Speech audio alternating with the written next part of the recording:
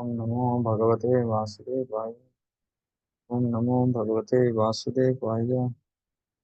ओम नमो भगवते वासुदेवाय। नारायणं नमस्कृत्य नरं चैव सरस्वतीं व्यासं ततो जयमुदीरयेत्। प्रायेषु भद्रेषु नित्यं भागवत सेवया भवति उत्तमश्लोके भवतान्दस्य ज्ञानान्दशाखया चक्षुः। ओम विष्णुपादाय कृष्णस्य नमस्ते सारस्वती गौरवाणी पाश्चात्यदेशकारिणी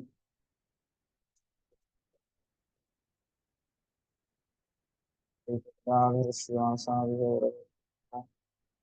हरे कृष्ण कृष्ण हरे हरे, हरे Ram Ram.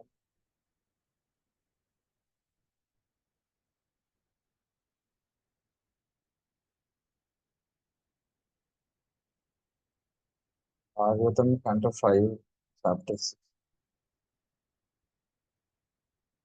Today Goswami continued speaking to Maharaj Parikshit. My dear king, the king of Konka, Venka, and Taka, whose name was Arhat, heard of the activities of Ṛṣabhadeva, imitating Ṛṣabhadeva's principle, introduced a new system of religion, taking advantage of Kali Yuga, the age of sinful activity. King Bharat, being bewildered, gave up the Vedic principles, which are free from risk, concocted a new system of religion opposed to the Veda, beginning of the Jain Dharma. Many other so-called religions followed this atheistic system.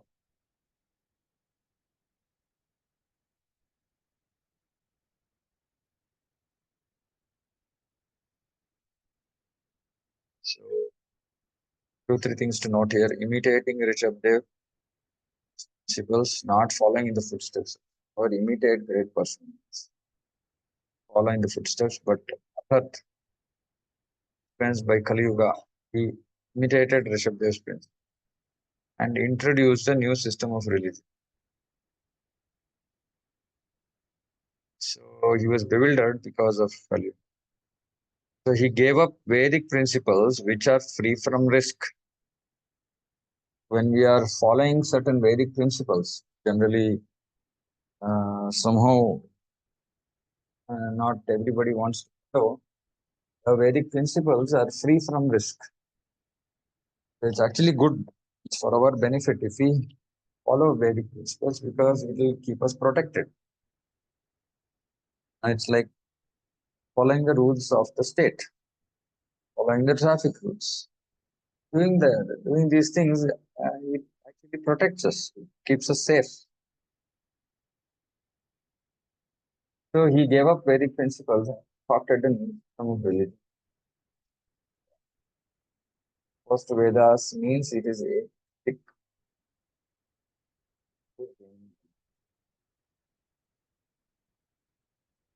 Lord Sri Krishna was present on this planet. A person named Poundraka imitated the four-handed Narayana and declared himself God, desired to complete it.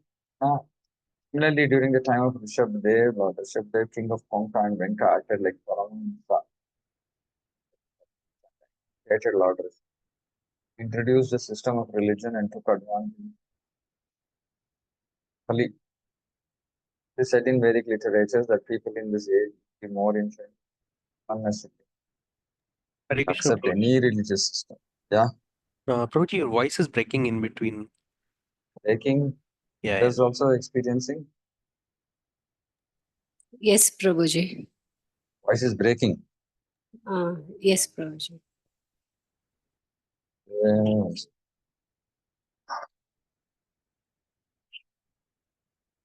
Okay, let me know if it happens again. Hare Krishna, Prabhu, I have a doubt, Prabhu. Yeah. Hare Krishna. Prabhu, when you're saying, like, when you follow the Vedic system, you are safe. Like Buddhism, like it refers to the Karam Kanda Vedic system, right? No. Buddhism is not karma kanda.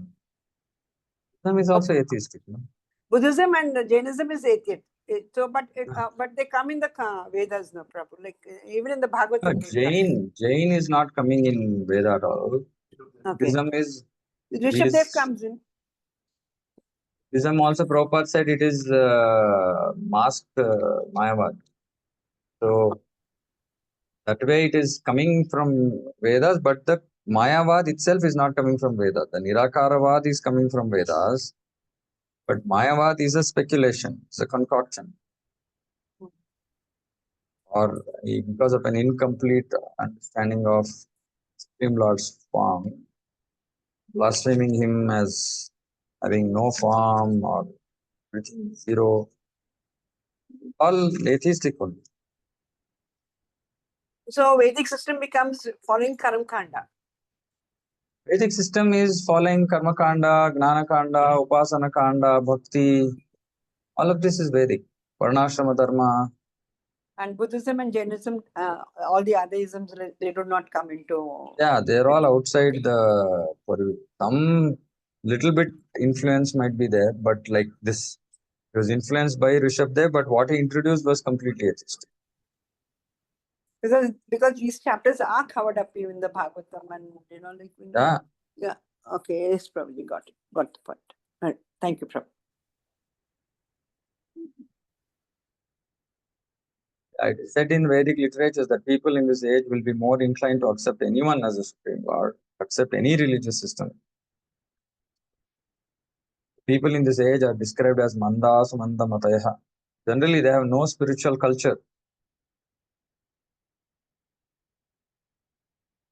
Therefore, they are very fallen. So, we should actually understand that Kali Yuga, there is no spiritual culture. People are fallen. Now, and that is the reason why Prabhupada wanted to introduce the Vedic culture to uplift them. Not everybody is going to come to the platform of bhakti directly. We see so many people come, even if they come, they are not actually following. That is because they don't have the right culture. They don't have the spiritual culture. So Prabhupada wanted to introduce Vedic culture, not to full extent, but whatever extent it is relevant and practical and can be followed, so that will actually give a kind of safe platform people to make progress. These Vedic principles are actually considered like the net under the like a trapeze artist in a circus. He or she very without fear they go about their all their whatever demonstrations, because they know that there is a net below. Even if they fall, nothing is going to happen. So they follow whatever is required to be followed. So Vedic principles are like that. It is the protection. Vedic principles, Vedic culture. Otherwise, people will just fall, which is what Kali Yuga is. Due to this, they will accept any religious system. So actually, this is very, very, we have to really think for work templating. I see devotees worship the Supreme Lord and also worship a human being as Lord. How is it possible? How can you just not understand the difference between an ordinary human being and the Supreme and worship both of them in the same altars? Because that's a new religious system now. We will accept that also. People accepted Jainism. People accepted this new religious system. Part and part. And even in amongst the so-called followers of Vaishnavism also, a deviation, the Ritvik system, is also another religious system, right? And again, because people are so fallen, can't make out. Only the fortunate ones actually don't get stuck here and there. Due to their misfortune, they forget Vedic principles. Following non-Vedic principles in this age, they think themselves the Supreme Lord. They spread the cult of atheism. Types of atheistic principles are there all over the world. I was talking to my daughter. She said in her age group, most of her friends are atheists. Surprised actually. That age, only now next generation, very young age only people are becoming atheists. They have no reason to believe in a supreme. Possibly they don't have any background. They just their whole focus is sense engine.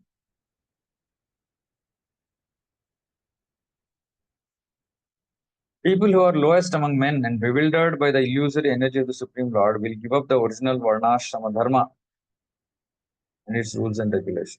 They will abandon bathing 3 times daily in worship. Abandoning cleanliness and neglecting the Supreme Lord, they will accept nonsensic principles. Not regularly bathing or washing their mouths regularly, they will always remain unclean and they will pluck out their hair. So, this is what they are doing. They will gains. Abandoning cleanliness, neglecting Supreme Lord, not regularly bathing or washing their mouths regularly, they'll remain unclean, pluck out their hair, following a concocted religion, they will flourish. They flourish. That also is said. During this age of Kali, people are more inclined to irreligious systems. So they'll follow this, they'll pick up this irreligious system. Consequently, these people, whether they know or not, will naturally deride Vedic authority. Followers of Vedic authority, Brahmanas, Supreme Lord, and the devotees. So they will deride, they will give up, they will criticize, blaspheme.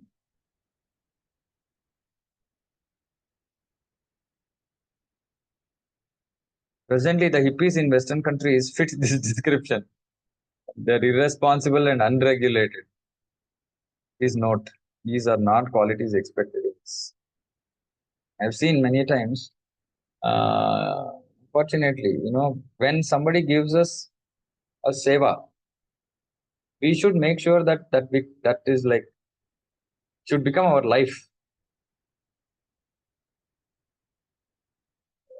We should, if we accept the seva, then we should give everything for it, everything towards it, everything to make it happen. The irresponsibility is a sign of, is a fallen state, fallen kind of a person, fallen condition. And unregulated, people are unregulated. They don't want regulation. They don't want rules and regulations. This is not very exalted. They do not bathe and deride standard Vedic knowledge that concoct new lifestyles and religions. This also is important. Nowadays, even we see this even in ISKCON. All kinds of new lifestyles, religions, some kind of their own beliefs. There are many hippie groups at the present moment, but they all originated from King Harhat, who imitated the activities of Lord Ṛṣabhadeva. King Arhat did not care for the fact that all the Lord Ṛṣabhadeva acted like a madman. His stool and urine were nonetheless aromatic, so much so that they nicely scented the countryside miles around. The followers of King Harhat went under the name Jains, and they were later followed by many others, particularly by the hippies, who are more or less offshoots of Mayavada philosophy because they think themselves. Such people do not respect the real followers of Vedic principle, nor do they have respect for the Supreme Lord. Due to the influence of this age of they are apt.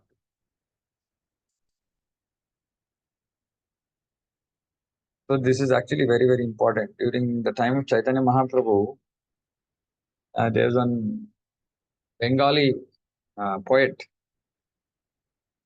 who came and he said he had written a poem on Jagannath and Chaitanya Mahaprabhu. And there's a devotee by name Bhagavan Acharya. So he hears this and he's a very simple devotee. So he hears this narration of this poem, this Bengali poem. he is very impressed. And the poem says that Jagannath is the body, Chaitanya Mahaprabhu is the soul, this kind of thing. And somehow, not all devotees can understand that the philosophical accuracy, inaccuracy, defect, etc. So then, but it was a practice during those times that before anybody could present anything to Chaitanya Mahaprabhu, Rup Damodar, examine. Then when he hears this, he clearly understands that this is dead stuff. He immediately rejects it. So this is very important actually. We should reject concocted stuff. And this is the responsibility of the leaders, Krishna consciousness, to eliminate concoction. Unfortunately, this is not taken seriously. For example, simple example I'll give. This djembe that people use during kirtan, that dham drum. It's a concoction. It is not there in our original kirtan standards given by Sri Chaitanya Mahaprabhu, subsequently given by Srila Prabhupada. This just came from somewhere. If somebody says that no, this is also, people in Africa use it. But Prabhupada took Mridanga and Kartal to Africa also. He didn't allow them to play their djembe and say, okay, Mridanga is not required. Now, this is a concoction. Now, it is our responsibility to stop this. Swarup Damodar Goswami used to do this because otherwise it will result in apasampradaya. Eventually, these things we will end up being something else totally. Not what the Prabhupada originally intended us to be. And this is the influence of the age of Kali. People will concoct. People will concoct. In every aspect of Krishna consciousness, there is concoction. And those who are concocting, they somehow think that they are the acharyas. And if we support this, then we also think we are acharya, because we are overruling Srila Prabhupada. So this is a tendency in Kali Yuga, concoct. So request all devotees on this forum at least to please not follow everything and anything that you see around you. Have the intent, seriousness to go and check it out. Check what was being done during Prabhupada's time, what Prabhupada has said. And if you read many letters, there's a series of 3 books called Amrita by Richard is the collection of all letters of Srila Prabhupada. So you can understand what is right. Should not be lazy. Should not be lazy in trying to understand this. Chaitanya Charitamrita, it says, don't become lazy about understanding philosophy. Just like that. Don't become lazy about following rules. Follow the proper rules. It will help us only.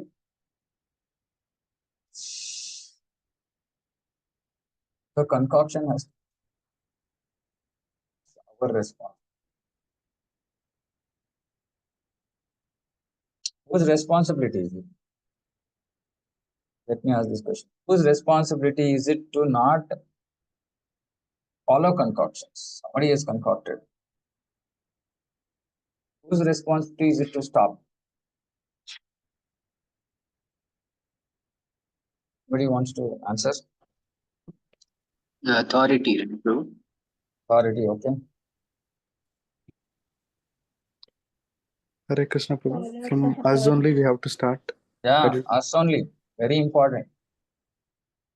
See, even if somebody, if authority stops, then it's great. Then it will prevent hundreds of thousands of people from doing mistakes. But if that is not happening, it doesn't mean that we follow. We know we can stop it. We can at least do it. We can stop ourselves. We might not have the authority to stop. but we can stop ourselves and we can at least, inform other well-wishers, other people whom we know who might be willing to hear this. Say that, okay, please don't use this, or don't do this. Right? So it's very important that all of us wake up, open our eyes, all these things. Otherwise, why would Prabhupada write all this? Don't concoct false religious systems. Simple.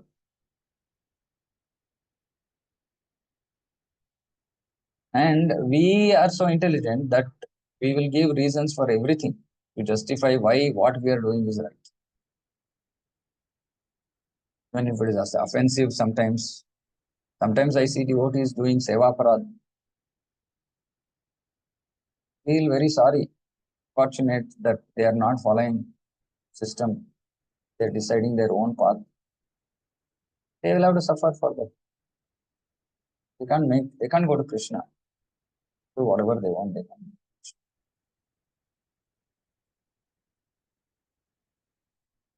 So can devotees share concoctions that you have seen in his other concoctions? It's important. We have to be aware so that we don't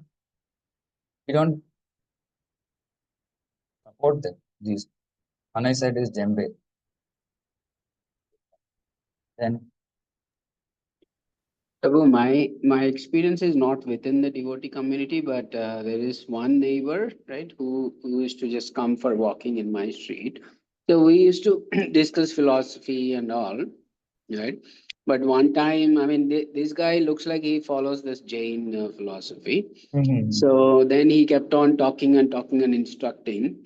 Then I got so frustrated that, I just asked him, what is the basis of all that you're talking about? The basis should be Vedas, either Bhagavad Gita, Bhagavatam, otherwise I told him it's all mental concoction. Then what happened? Looks like I hurt him and then I never saw him again. So I don't know. I mean, it just so happened, but I felt so bad that this guy never returned. Mhm. So I don't know. I mean, that was one of my experience, and also in the current Bhakti Vriksha groups, yeah, sometimes they play that Congo, Prabhu. They play that Congo, but these days I think we switched back to Mridanga and Kartal only. yeah, just to Ganga. Ganga is the flute of Krishna. Then we mix the flute with turn in wind.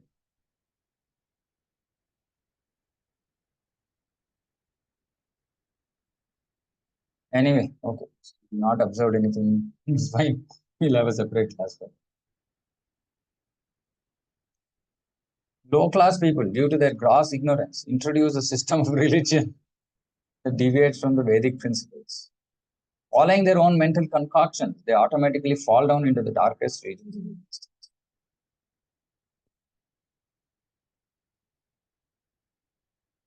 This age of Kali, people are overwhelmed by the modes of passion and ignorance. Ṛṣabhadeva incarnated himself to deliver them from it. So yeah, even practicing devotees, initial stages, they are all overwhelmed by modes of passion. Passion. And devotees dance like they are on some. There is Vaishnava etiquette for dancing.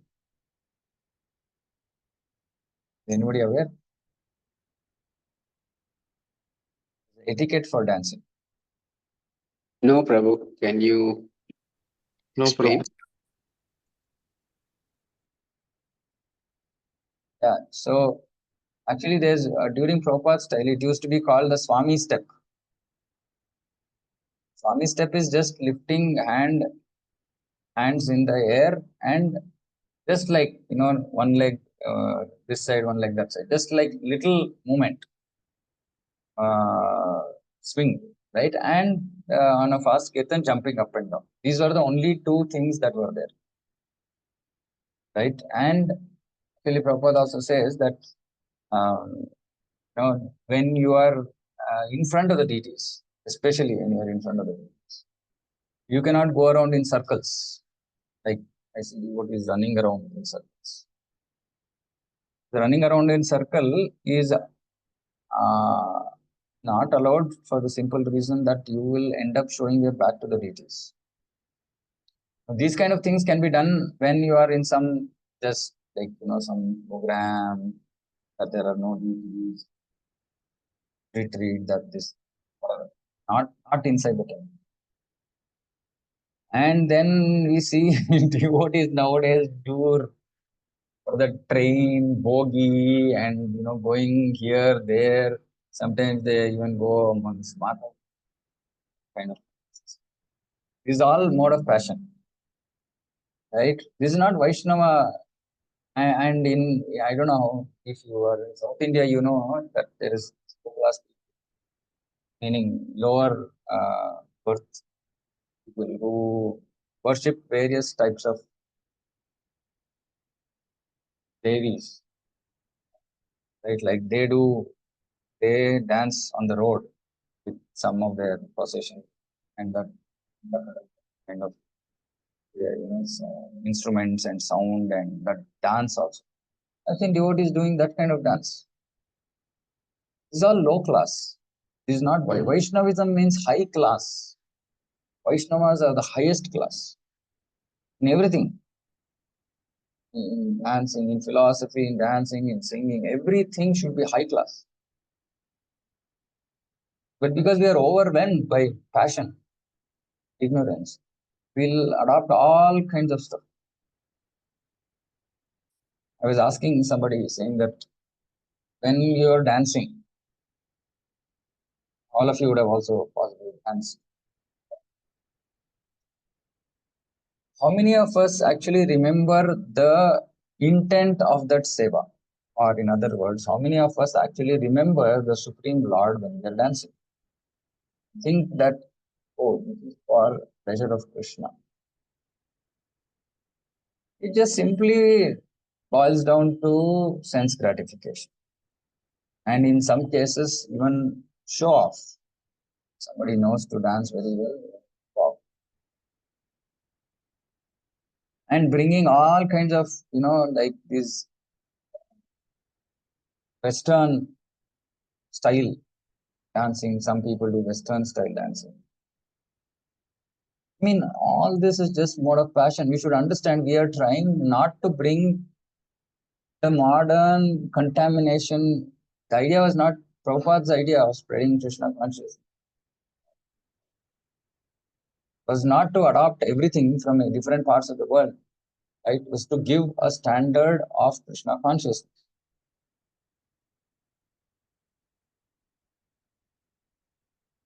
So we should not let them, our modes, see the whole idea of bhakti. What is the idea of bhakti? Is Nistray Gunya Bhavaj, that we have to overcome our passion and ignorance. Now, if we bring if we are in the process of bhakti, but we bring in all our contamination of our modes of passion and ignorance into bhakti, then what is the point? Just diluting our practice of devotion. That means it will cease to remain devotion. It just become some form of sense gratification is not going to help us make progress. And then devotees say, "Oh, I had so much fun. I enjoyed today's dancing." Unfortunately, this is not the question. And when these things are spoken, what is the response we get? Saying that no, we have to be merciful, we have to be compassionate. Please, somebody answer this question first. What is compassion? Letting people remain fallen. If somebody is fallen in a well, or is somebody stuck in quicksand, what is compassion towards that person? Letting him remain there or pulling him out? It's a simple thing to understand. Compassion is not to let people remain as they are. when they come in touch with bhakti. The compassion is to transform them. Of course, it requires some skill, some art, etc. Reach to engage with people, go down to their level, then pull them to your level. It requires art. It's not like some cut and dry, right? So whatever, for example, the way I am speaking in this forum, I will not speak in my public classes. Because this is not, they won't understand all this. Temple hall I'll speak, Vyasasana. Amongst devotees I'll speak. No, but not in front of newcomers. Newcomers, the focus is more to inspire them with bhakti. Inspire them with bhakti, and from the beginning teach them the right way, so that there is no scope of learning anything wrong or following anything wrong. And if somebody does something which is not acceptable, they need to be told in private, so they don't feel bad, in a way they can understand. That is compassion, to deliver them from the clutches of Maya, not to increase their bondage by letting them remain conditioned.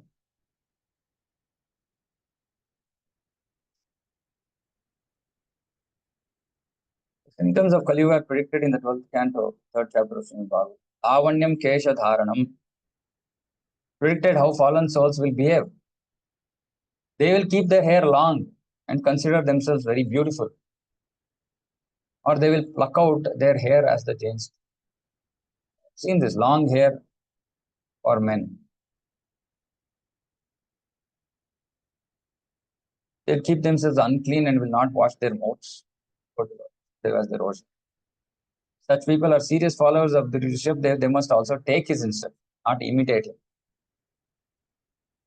5th chapter of this canto, Ṛṣabhadeva gave his own 100 sons instructions whereby they could free from the clutches of Maya. One actually follows Ṛṣabhadeva, will certainly be and return home.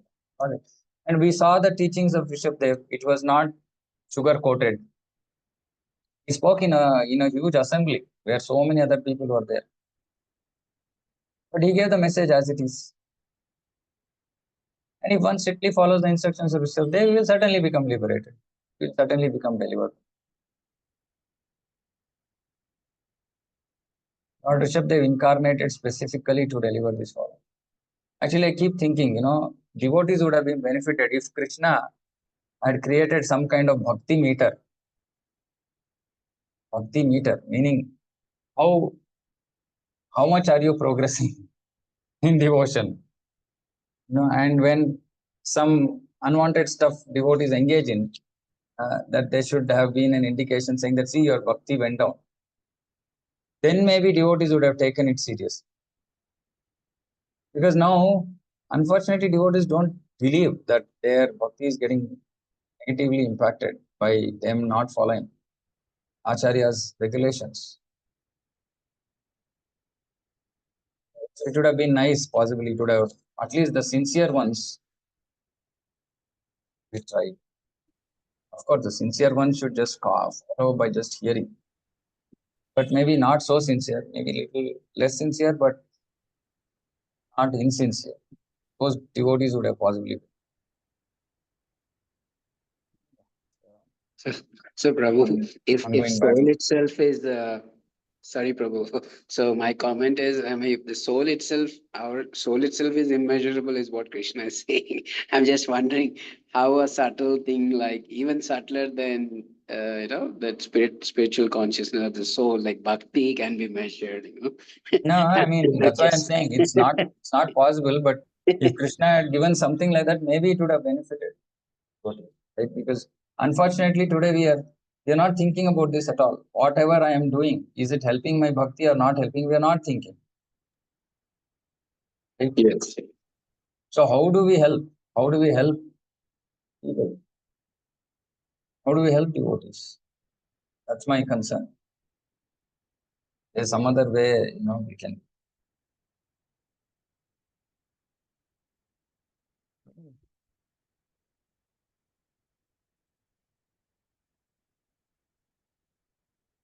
Learned scholars chant about the transcendental qualities of Lord Ṛṣabhadeva in this way. Oh, this earthly planet contains 7 seas and many islands and lands, of which Bharatavarsha is considered the most pious.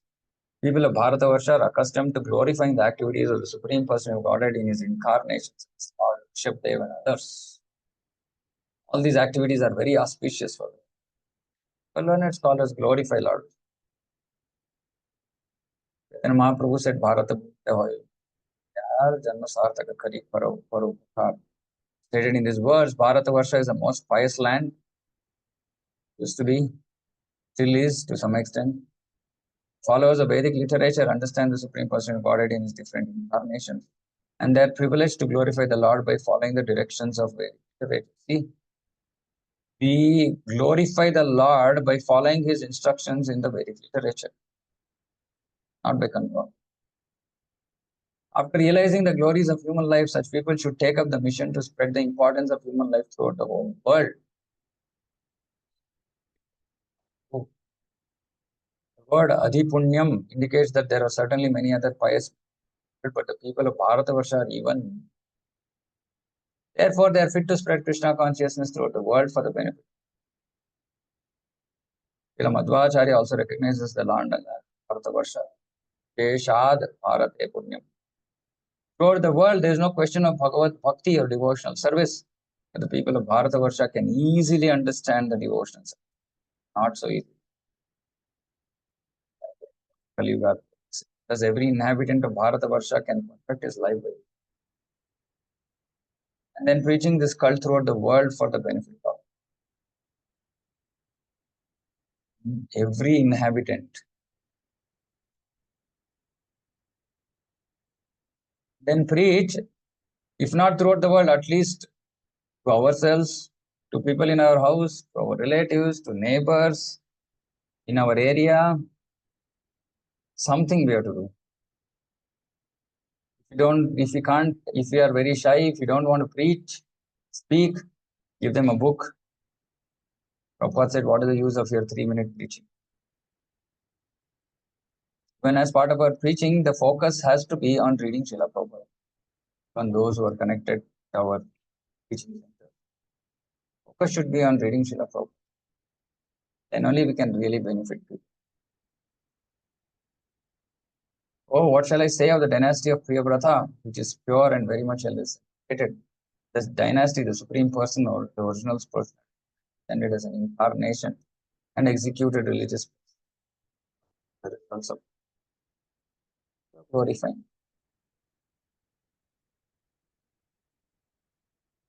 Who is that mystic yogi who can follow the examples of Lord Ṛṣabhadeva even with his mind? I think it was so difficult. Ṛṣabhadeva rejected all kinds of yogic perfection, which other yogis hanker to attain. Who is that yogi who can compare to Lord Ṛṣabhadeva? And in general, yogis desire anima, mahima, prakamya, prapti, shitva, vashitva, kama, vasaita. This anima, lagima, mahima, prakamya, prapti, ishitva, vashitva, kama, vasaita. Lord Ṛṣabhadeva, however, never aspired for all these material things. Such siddhis are presented by the art.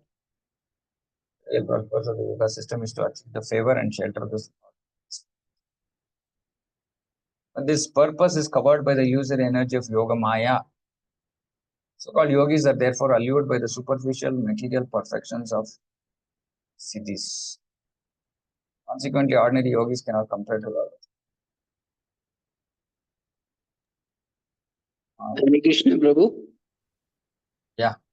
Prabhu, can you quickly explain those terms, Prabhu? Anima, like I know some when through proper lectures, like smaller than smallest. Anima is becoming smaller than the smallest. Yeah. Mahima is becoming bigger than the biggest. Laghima is becoming super light. Okay. Prapti is to get whatever you want, wherever you are. Akamya. Vashitva is to get others under control. Amavasaita, I think, is can like uh, go against nature in this. Like you can destroy the world. That Hmm. Pakamya Ishitva, I don't remember. Ishitva, I think, is achieve whatever you desire, I think. Okay, Prabhu. Pakamya, I can't.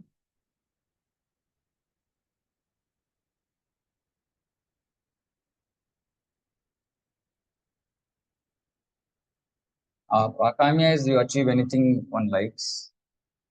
Ishitva,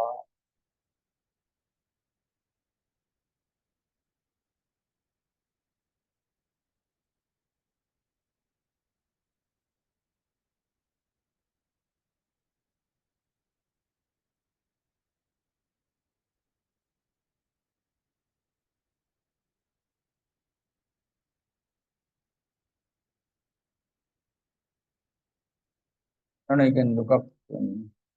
Okay, Prabhu. That's Annihilate, fine. annihilate, yeah. You can look it up. Here, this is the one. The full description. Anima becoming small like a particle, anima lighter than soft feather, laghima. Then how to get anything and everything from anywhere and everywhere, prapti. So getting heavier than heaviest mahima. Ishitva is to create something and annihilate at will. Ishitva is to create and annihilate. Vashitva is to control. Prakamya is possess such power as will never be frustrated in it, assume any shape or form. And the last Okay. one is Kama Vasaita. When whimsically, all, yeah, and shades of Itva tries to create something wonderful and annihilate. Itva is control. Kamya is possess that you can get whatever you want. And, Vasaita, Yeah, so I mean, looks shape like or Prabhu, so form. all these are more or less imitating the position of Supreme Personality of Godhead, Yeah, right? yeah. And Krishna, Lord Krishna, because he has all these appearances in full. And Yeah, then, these are just there's a drop of yeah, so it's more or less trying to imitate Lord Krishna, looks like all these. Yeah. material power of those.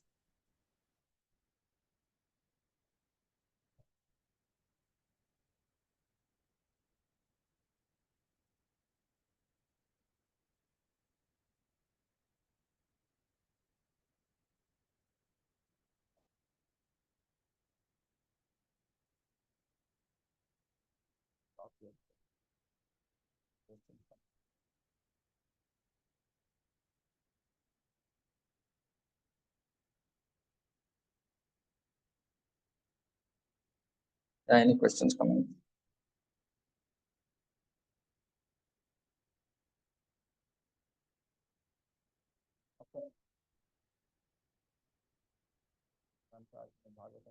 Jai Jagat Guru.